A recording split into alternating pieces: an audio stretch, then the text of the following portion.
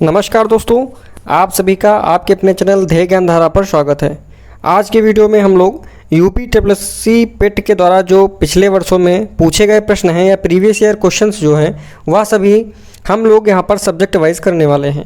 तो जैसा कि पता है कि हिस्ट्री से जो है 3 सब्जेक्ट जैसे कि आपका एंशिएंट, मिडवेल और मॉडर्न हिस्ट्री हो जाता है। उसमें भी मॉडर्न हिस्ट्री से इन्होंने 5 नंबर का अलग इन्होंने सिलेबस रखा है जो राष्ट्रीय आंदोलन का। तो 5 क्वेश्चन इनका इन तीनों से सम्मिलित होकर आएगा और 5 क्वेश्चन राष्ट्रीय आंदोलन का जो है स्पेशल संबंधित आएगा। तो 10 क्वेश्चन प्रत्येक शिफ्ट में इससे पूछे गए हैं हिस्ट्री से। यदि टोटली बात करें हम लोग तो कम से कम 60 क्वेश्चन हो जाएंगे। 2022 और 2021 दोनों के पेट के जोड़ लिया जाए तो आपको 60 प्रश्न इस पूरी सीरीज में या पूरे वीडियो में देखने को मिलने वाले हैं, जो कि बहुत ही महत्वपूर्ण रहने वाले हैं आपके पेट 2023 के आगामी एग्ज़ाम के लिए। आप लोग किसी भी एग्ज़ाम को देने जाने से पहले उसके प्रीवियस ईयर देखते होंगे। तो इसी प्रकार से आज पेट का हिस्ट्री से संबंधित जितना भी पिछला जो पेपर हुआ है उनका सभी का प्रीवियस ईयर क्वेश्चन यहाँ पर सम्मिलित किया गया है। तो चलिए बिना टाइम गंवाए स्टार्ट करते हैं आज का सेशन।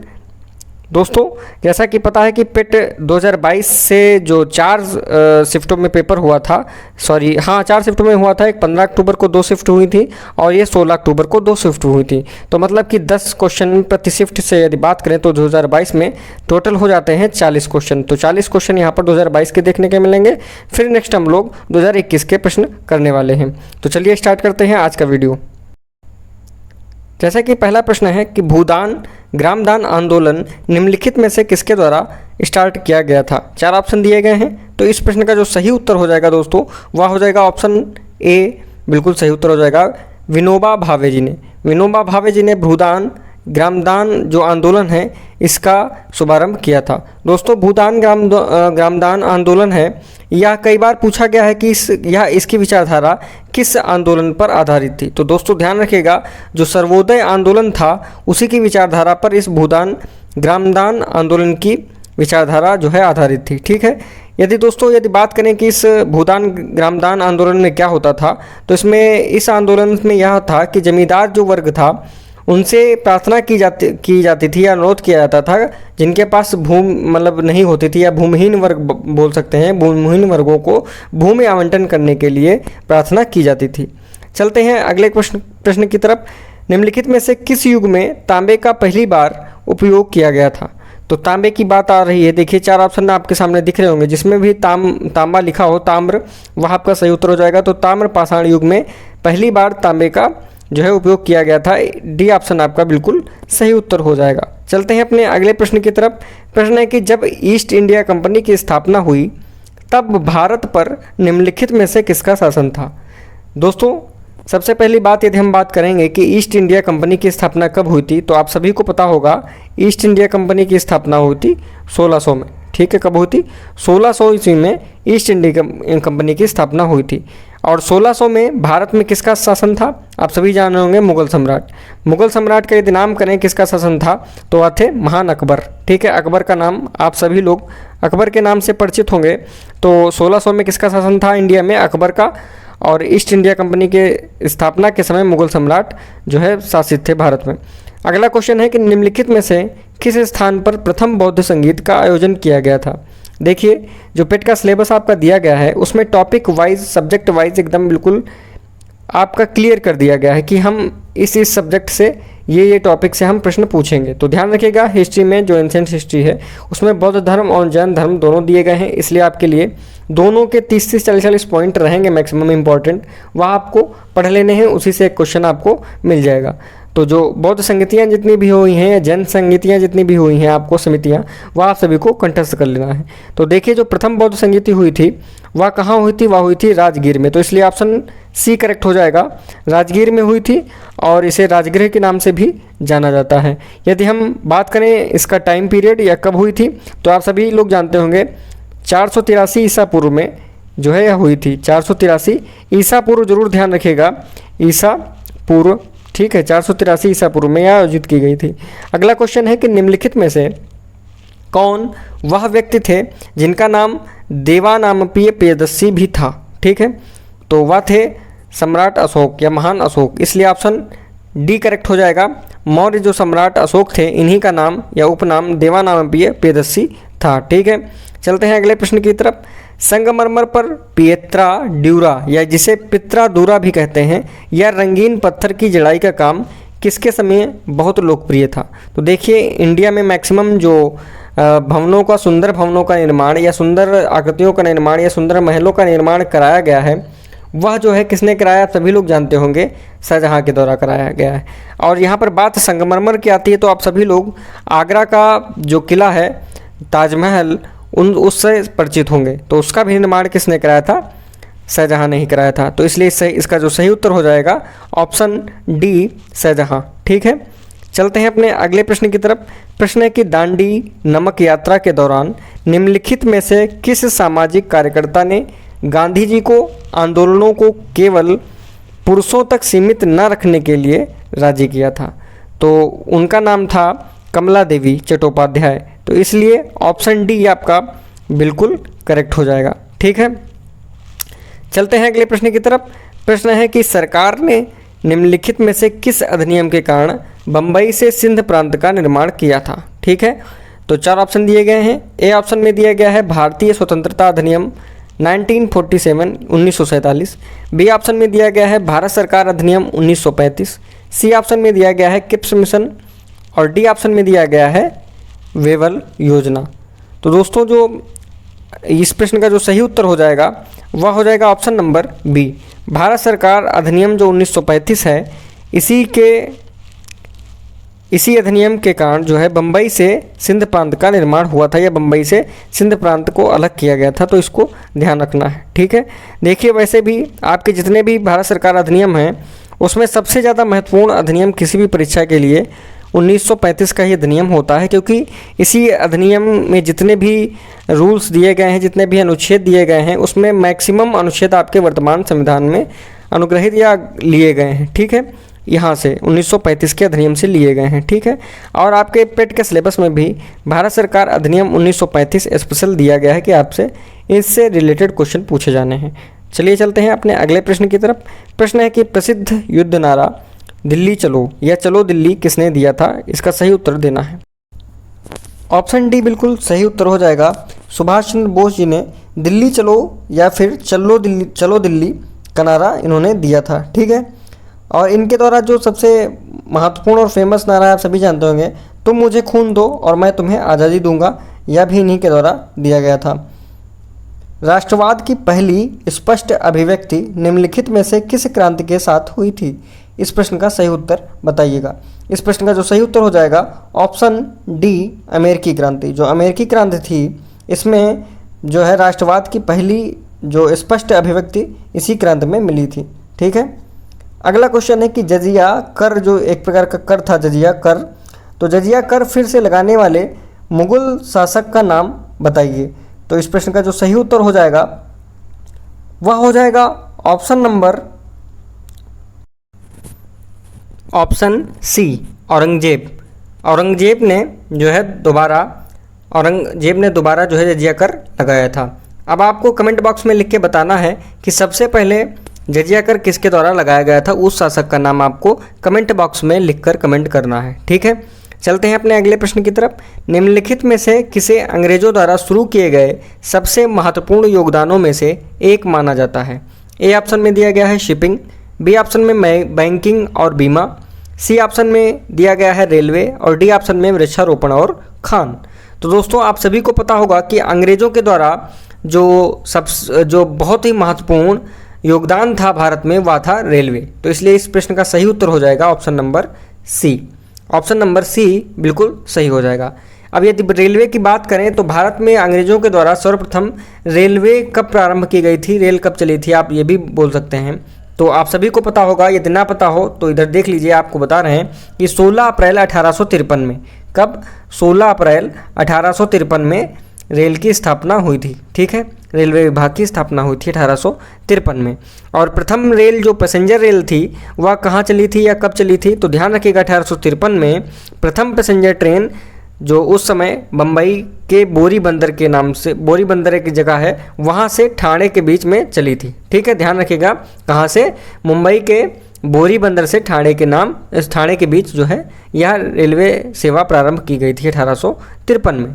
चलिए नेक्स्ट क्वेश्चन है कि पंचतंत्र की कथाएं किसके द्वारा लिखी गई थी। काफ़ी आसान प्रश्न है, आप सभी को पता होगा कि चाणक्य जो थे उन्हीं के द्वारा पंचतंत्र की कथाएं लिखी गई थी। लेकिन अब कन्फ्यूजन वाली बात यह है कि इसमें चाणक्य का नाम तो दिया नहीं है, तो इनका एक दूसरा नाम था विष्णु शर्मा, जैसा कि आपका बी ऑप्शन में दिया गया है। विष्णु शर्मा के द्वारा पंचतंत्र की कथाएं लिखी गई थी। ठीक है, चलते हैं अगले क्वेश्चन की तरफ। क्वेश्चन है कि गौतम बुद्ध ने सारनाथ में अपना पहला उपदेश दिया था, तो उस उपदेश को किस मुद्रा के नाम से जाना जाता है। तो 4 ऑप्शन दिए गए हैं। ए ऑप्शन में दिया गया है भूमि स्पर्श मुद्रा, बी ऑप्शन में ध्यान मुद्रा, सी ऑप्शन में धम्म चक्र प्रवर्तन मुद्रा और डी ऑप्शन में अभय मुद्रा। तो इस प्रश्न का जो सही उत्तर हो जाएगा वह हो जाएगा ऑप्शन नंबर सी। आपका जो धम्म चक्र प्रवर्तन मुद्रा दिया गया है यही इसका सही उत्तर हो जाएगा। ठीक है, इसी मुद्रा में इन्होंने अपना पहला उपदेश दिया था। और आपको ध्यान रखना है कि पूछा जाता है कि पहला उपदेश कहाँ दिया था, तो आप लोग ध्यान रखिएगा सारनाथ। ठीक है, चलते हैं अगले क्वेश्चन की तरफ। निम्नलिखित में से किस शासक के दरबारी कवि हरिसेन थे। ठीक है, काफ़ी महत्वपूर्ण क्वेश्चन है। हरिसेन बताना है किसके दरबारी कवि थे। तो इसका जो सही उत्तर हो जाएगा option number C, Samudragupta. Samudragupta के दरबारी कवि जो है हरिसेन थे। ठीक है, इन्होंने क्या किया था, समुद्रगुप्त की वीरता का जो है वीरता पूर्ण कार्यों का इन्होंने क्या किया था, वर्णन किया था। ठीक है, और दोस्तों एक हरिसेन के बारे में एक पॉइंट आपको और याद रखना है कि इन्होंने जो है प्रयाग प्रशस्त की रचना भी की थी। जो प्रयाग प्रशस्त है अभिलेख उसकी भी रचना इन्होंने की थी। ठीक है, चलते हैं अगले प्रश्न की तरफ। प्रश्न है कि 1930 में महात्मा गांधी द्वारा सविनय अवज्ञा आंदोलन शुरू करने का मुख्य कारण क्या था। तो ए ऑप्शन में ही इन्होंने लिख दिया है कि इनमें से कोई नहीं। बी ऑप्शन में लोगों से पूर्ण स्वराज प्रतिज्ञा लेने के लिए कहने हेतु। सी ऑप्शन में दिया गया है ब्रिटिश शासन की बुराइयों को दूर करने के लिए 11 सूत्री कार्यक्रम वाले एक पत्र के माध्यम से वायसराय को बताना। और डी ऑप्शन में दिया गया है नमक कानून तोड़ने के लिए दांडी मार्च। तो इस प्रश्न का जो सही उत्तर हो जाएगा वह हो जाएगा option number C. Option number C आपका बिल्कुल सही उत्तर हो जाएगा। दांडी मार्च जो सविनय अवज्ञा आंदोलन स्टार्ट हुआ था यह क्या था, ब्रिटिश शासन की जो बुराइयां थीं उनको दूर करने के लिए जो है इन्होंने क्या रखा था, 11 सूत्री कार्यक्रम वाले एक पत्र के माध्यम से वायसराय को बताया था। ठीक है, चलते हैं अगले क्वेश्चन की तरफ। निम्नलिखित में से कौन सा 1857 के विद्रोह का परिणाम था। 4 ऑप्शन दिए गए हैं, इसमें सही उत्तर बताना है। तो जो सही उत्तर हो जाएगा वह हो जाएगा option number A. Option number A बिल्कुल सही उत्तर हो जाएगा। जो 1800 विद्रोह हुआ था उसका जो मुख्य परिणाम था वह यह था कि ईस्ट इंडिया की जितनी भी जो पावर थी, शक्तियाँ थीं, वह किसके हाथों में हस्तांतरित कर दी गई थी, ब्रिटिश क्राउन के हाथों में हस्तांतरित कर दी गई थी। या आप ऐसा कह सकते हैं कि ब्रिटिश क्राउन का सीधा शासन जो है भारत में लागू हो गया था। ईस्ट इंडिया कंपनी केवल व्यापार तक ही इसको केवल सीमित कर दिया गया था। चलते हैं अगले प्रश्न की तरफ। प्रश्न है कि निम्नलिखित में से कौन स्वतंत्र भारत का पहला भारतीय गवर्नर जनरल था। तो जो स्वतंत्र भारत था अपना, उसका पहला भारतीय गवर्नर जनरल यदि पूछा जाए तो वह हो जाएंगे सी राजगोपालाचारी। ऑप्शन नंबर डी, सी राजगोपालाचारी। और यदि यहाँ पर भारतीय लिख दिया गया है, पहला भारतीय, और यदि भारतीय ना लिखा हो और केवल लिखा हो पहला गवर्नर जनरल कौन था स्वतंत्र भारत का, तो उसका नाम भी आपको ध्यान रखना है, कौन थे, माउंटबेटन। ठीक है, अगला क्वेश्चन है कि निम्नलिखित में से किस अधिनियम द्वारा बर्मा को भारत से अलग किया गया था।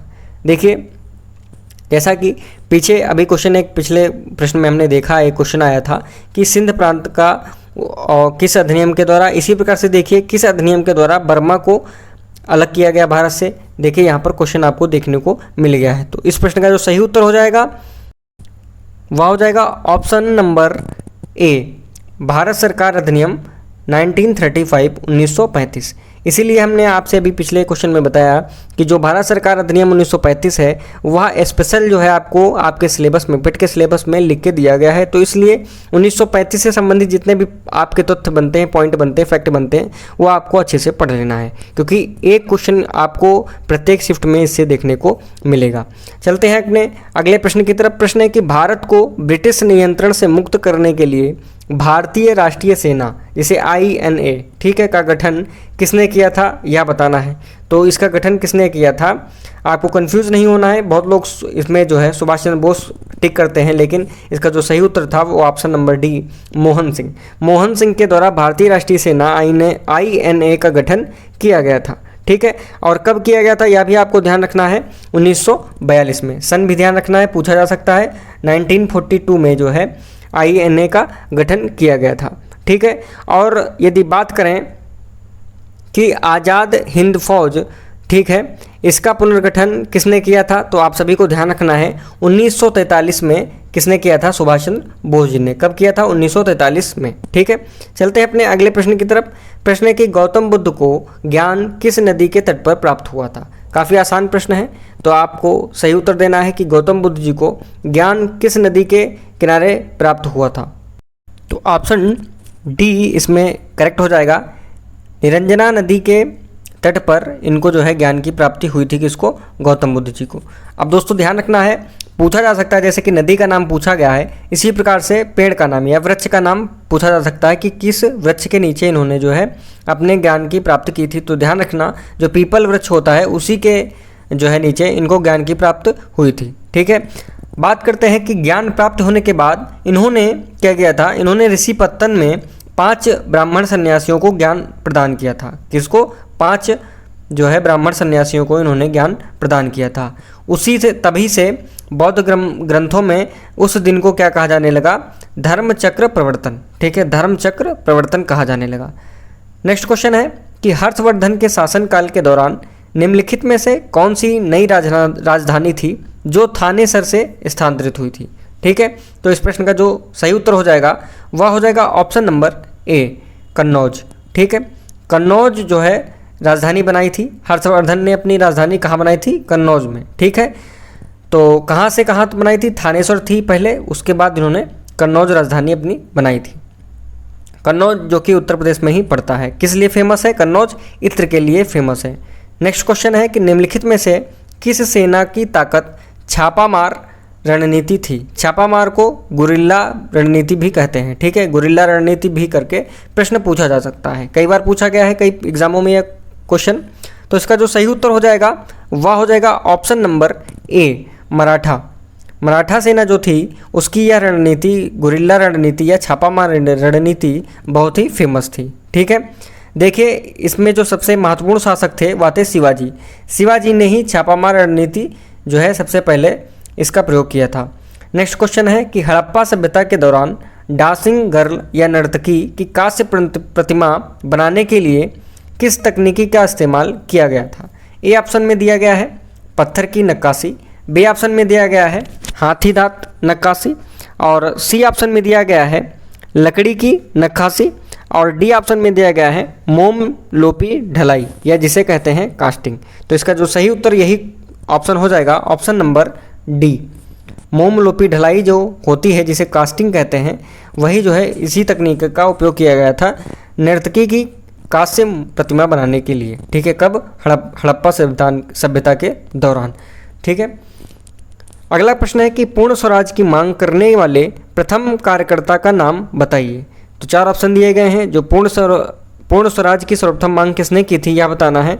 तो कई लोग इसमें कंफ्यूज होंगे क्वेश्चन में, लेकिन इस क्वेश्चन का जो सही उत्तर हो जाएगा वह हो जाएगा ऑप्शन नंबर डी, हसरत मोहानी जो थे इन्होंने, ध्यान रखिएगा ईयर भी आपको ध्यान रखना है, वर्ष से ध्यान रखना है, 1921 में, ठीक है, 1921 में पूर्ण स्वराज की मांग सर्वप्रथम इन्होंने ही की थी, ठीक है।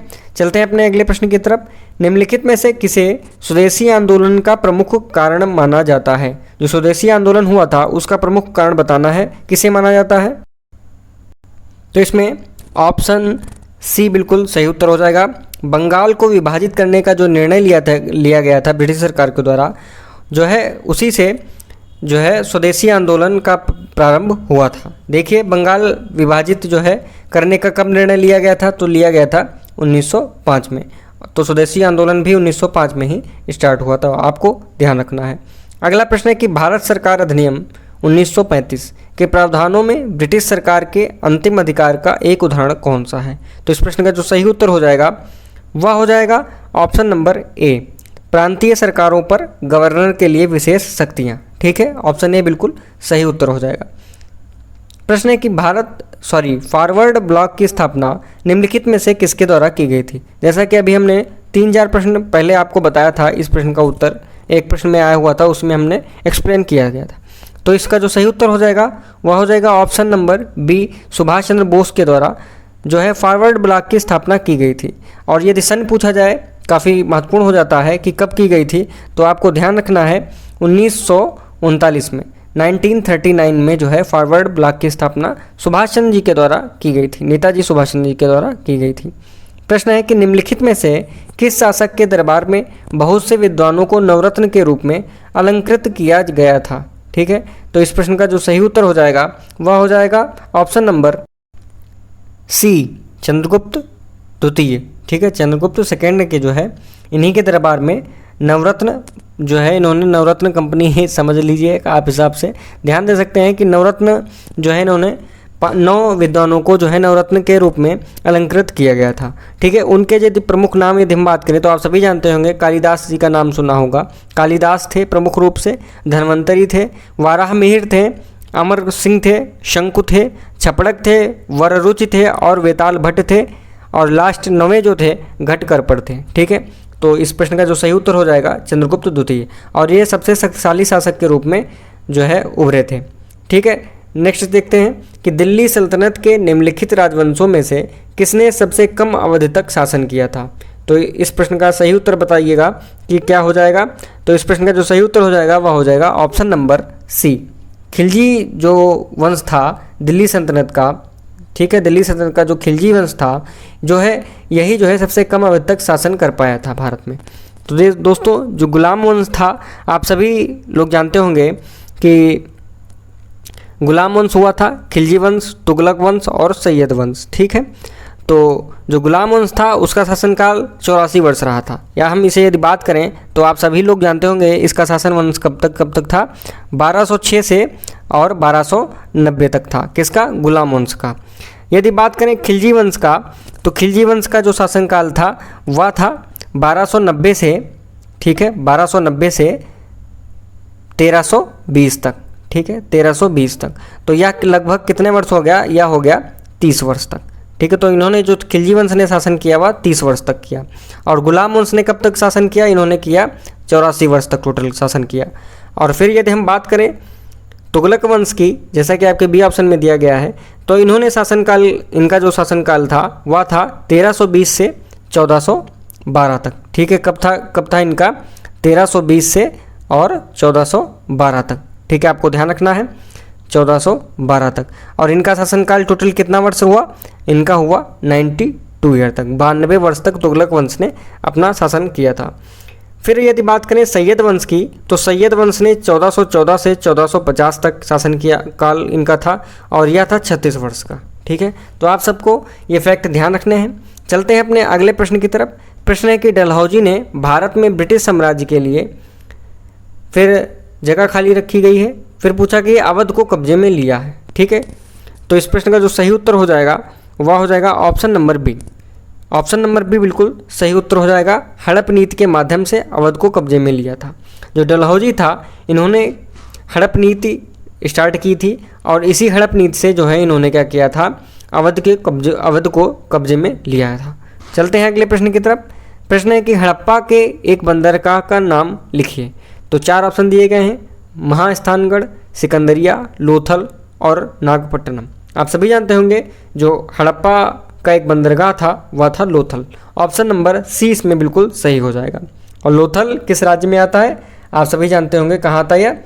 यह आता है गुजरात में। ठीक है, कहाँ आता है? गुजरात राज्य में यह लोथल पड़ता है।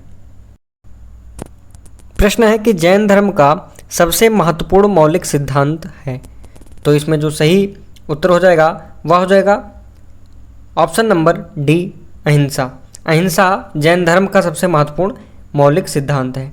दोस्तों, जैन धर्म के कितने मौलिक सिद्धांत हैं? तो आप सभी को ध्यान रखिएगा, 5 मौलिक सिद्धांत हैं जैन धर्म के। जैसा कि आपको पता है कि बौद्ध धर्म में कितने रत्न माने गए हैं? 3 माने गए हैं, 3। ठीक है, इसी प्रकार से जो मौलिक सिद्धांतों की बात की गई है वह जैन धर्म में, और जैन धर्म में कुल 5 सिद्धांत बताए गए हैं। ठीक है, इसमें पहला तो जैसा कि आपके डी ऑप्शन में दिया गया है अहिंसा, दूसरा हो जाएगा सत्य, तीसरा होता है अस्तेय, और चौथा है अपरिग्रह, और लास्ट पांचवा है ब्रह्मचर्य। ठीक है, तो आप इनको ध्यान रखना है। प्रश्न है कि खलीफा की अस्थायी शक्तियों की रक्षा के लिए मार्च, आपको बताना है किस सन में बॉम्बे में एक खिलाफत समिति का गठन किया गया था। तो कब किया गया था, तो वह हो जाएगा ऑप्शन, सही उत्तर ऑप्शन नंबर सी 1990 में, 1919 में जो है बॉम्बे में खिलाफत समिति का गठन किया गया था। ध्यान रखना है, महत्वपूर्ण प्रश्न है। अगला प्रश्न है कि भारत सरकार अधिनियम 1935। देखिए, यदि आपके एग्ज़ाम में भारत सरकार अधिनियम 1935 से प्रश्न न आए तो बात बेकार है, क्योंकि आपके पेट के सिलेबस में भारत सरकार अधिनियम 1935 स्पेशल लिखा गया है। तो प्रश्न है कि भारत सरकार अधिनियम 1935 के अनुसार मुख्य न्यायाधीश के साथ कितने न्यायाधीशों की नियुक्ति की गई थी। वैसे तो यह प्रश्न आपका मॉडर्न हिस्ट्री में दिया गया है, मॉडर्न हिस्ट्री में जो है इन्होंने सिलेबस में दिया गया, और यह पॉलिटी से रिलेटेड भी होता है। तो इसका जो प्रश्न का जो सही उत्तर हो जाएगा वह हो जाएगा ऑप्शन नंबर ए, 6 न्यायाधीशों की नियुक्ति की गई है। ठीक है, मुख्य न्यायाधीश के साथ। ठीक है, तो भारत सरकार जो अधिनियम 1935 है उसमें टोटल न्यायाधीश पूछे जाए कितने न्यायाधीश की बात की गई है तो 7, और मुख्य न्यायाधीश के अलावा 6 हो जाएंगे। ठीक है, चलते हैं अपने अगले प्रश्न की तरफ। प्रश्न है कि निम्नलिखित में से किनके द्वारा 1857 की क्रांति की शुरुआत की गई थी। तो 1857 की क्रांति की शुरुआत किसके द्वारा की गई थी, आप सभी जानते होंगे, मेरठ में सिपाहियों के द्वारा, 34वीं बटालियन के द्वारा। ठीक है, तो ऑप्शन नंबर सी बिल्कुल सही हो जाएगा। कब स्टार्ट हुई थी 1857 की क्रांति, तो आप सभी जानते होंगे 10 मई को स्टार्ट हुई थी, 10 मई, और प्रश्न में 1857 दिया ही गया है। ठीक है, मेरठ शहर से स्टार्ट हुई थी। चलते हैं अपने अगले प्रश्न की तरफ। प्रश्न है कि बंगाल में आंदोलन के दौरान तिरंगा झंडा डिजाइन किया गया था। तो किस आंदोलन के दौरान तिरंगा झंडा डिजाइन किया गया था, तो आप सभी को पता होगा वह है स्वदेशी आंदोलन। ऑप्शन नंबर ए बिल्कुल सही उत्तर हो जाएगा।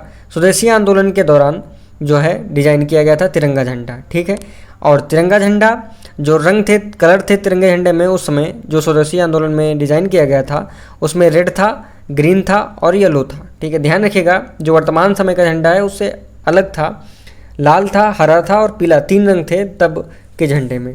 ठीक है, आप सभी को ध्यान रखना है। चलते हैं अगले प्रश्न की तरफ। प्रश्न है कि निम्नलिखित में से कौन सी घटना की प्रतिक्रिया में भारत छोड़ो आंदोलन चलाया गया था। ए ऑप्शन में दिया गया है Simon commission report, B option में क्रिप्स मिशन की विफलता, सी ऑप्शन में cabinet mission plan, D option में वेवेल प्लान। तो दोस्तों इसका जो सही उत्तर हो जाएगा वह हो जाएगा option number B, Cripps mission की विफलता के कारण ही भारत में भारत छोड़ो आंदोलन चलाया गया था। क्रिप्स मिशन की यदि बात करें तो इसका ध्यान रखना है सन 1942, और जो भारत छोड़ो आंदोलन भी चलाया गया था वह भी कब चलाया गया था, 1942 में। किस लिए चलाया गया था, क्रिप्स मिशन जो हुआ था उसकी विफलता से जो है भारत छोड़ो आंदोलन आरंभ किया गया था। दोस्तों यह स्टार्ट किया गया था 9 अगस्त 1942 में। तो आपको जो है इसकी डेट भी ध्यान रखनी है, कब, 9 अगस्त 1942 में। दोस्तों इस आंदोलन को या भारत छोड़ो आंदोलन को अगस्ती क्रांति के नाम से भी जाना जाता है, आपको यह भी ध्यान रखना है। ठीक है दोस्तों, इस आंदोलन के आरंभ होते ही, मतलब जब आंदोलन स्टार्ट हुआ था तो ऑपरेशन 0 आवर चलाया गया था, जिसके तहत गांधी जी को जो है जेल में गिरफ्तार कर लिया गया था, और इनके साथ कई और क्रांतिकारी भी शामिल थे। ठीक है, तो दोस्तों यह 2022 से संबंधित जितने भी शिफ्ट पेपर, 4 शिफ्टों में पेपर हुए हैं जो है 15 तारीख को और 16 तारीख को, तो दोनों शिफ्टों में दोनों दिनों में 2-2 शिफ्टें हुई हैं, जिसमें 40 प्रश्न पूछे गए हैं। तो 40 के 40 प्रश्न आपके सामने यहाँ पर प्रस्तुत किए गए हैं। दोस्तों अब यदि बात करें 2021 के जो एग्ज़ाम हुए थे 2021 में, जो वह केवल 1 दिन एग्ज़ाम हुआ था, जिसमें 2 शिफ्ट हुई थी, जिसमें केवल 20 प्रश्न ही जो है पूछे गए थे हिस्ट्री से संबंधित। तो दोस्तों यदि हम इस वीडियो को और लंबा करेंगे तो आप लोग भी बोर होंगे, तो हम लोग नेक्स्ट वीडियो में, एक बहुत छोटी सी वीडियो 20 क्वेश्चन की मात्र होगी, तो आपको नेक्स्ट वीडियो में हम मिलते हैं। इसलिए आपसे इजाज़त चाहते हैं। दोस्तों आपने वीडियो को लास्ट तक देखा। यदि आपको वीडियो पसंद आया हो तो आप इस वीडियो को लाइक कीजिए, और यदि अभी तक आपने हमारे चैनल को सब्सक्राइब नहीं किया है तो सब्सक्राइब कीजिए और अपने दोस्तों के साथ शेयर कीजिए। धन्यवाद।